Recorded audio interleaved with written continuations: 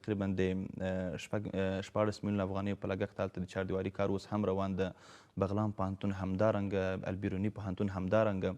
یعنی مثال دا هغه زیربنایي چارې دي چې اوس فعلا د کار روان ده او اکثرو پوهنتونونو کې چې د زیربنایي مشکلاتو د نیمه کاره تعمیراتو بعضې نیمه کاره تعمیراتو چې د هغې لپاره اوس هم کار ورباندې روان ده او بعضې داسې ترمیماتو چې هغه هم الحمدلله په څه کال کې په تېر کال کې ډېر تکمیل سو او بعض باندې اوس هم کار روان ده او بعضې داسې نیمه کاره پروژې وې چې مثال هغه که د زابل پوهنتون و که هغه د نیمروز پوهنتون و د اعلی قدر امیر المؤمنین صاحب حفظه الله لخوا 218 میلیونه افغانۍ چې منظور سو خاص د همدغه لپاره چې دغه بعضې پوهنتونونه چې هغه ودانۍ نه لري د هغې لپاره د ودانۍ تکمیلېدو لپاره د اعلی قدر امیر المؤمنین حفظه الله لخوا دا پیسې هم منظور سوي اوس فعلا کار ورباندې روان ده.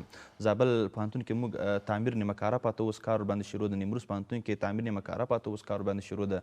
د قندهار تدریسي روغتون نیمه کاره اوس کار ورباندې شروع ده. د قندهار د لیلې ودانۍ نیمه کاره اوس الحمدلله کار ورباندې شروع ده.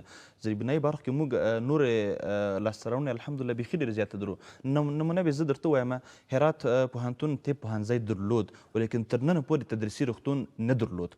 ګوره د مکتب و د محصل د پوهنتون د مکتب د شاګرد او د پوهنتون د شاګرد فرق دا ده چې پوهنتون کې د ده تر څنګ چې درس وایي عملي درس هم باید ووایي. عملي درس اوس یو پوهنتون چې هغه طب پوهنځی 20 کاله کې ولري تر ننه پورې هغه تدریسي روغتون ونه لري. تاسو خپل فکر وکړئ دا څومره لویه جفا و د ملت سره. هرات تدریسي روغتون نه درلود هرات پوهنتون اوس الحمدلله تدریسي روغتون ورته منظور سو کار ورباندې روان ده. ډېر نږدې ورځو کې به انشاءالله تعالی د هغه زیربنایي چارې هم تکمیل سي او ګټه اخیستنې ته به وسپارل سي. البیروني پوهنتون همدارنګه یعنې اکثره داسې پوهنتونونه اوس هغوی زیربنایي چارې کې مشکلات درلود اوس الحمدلله حل سوي دي.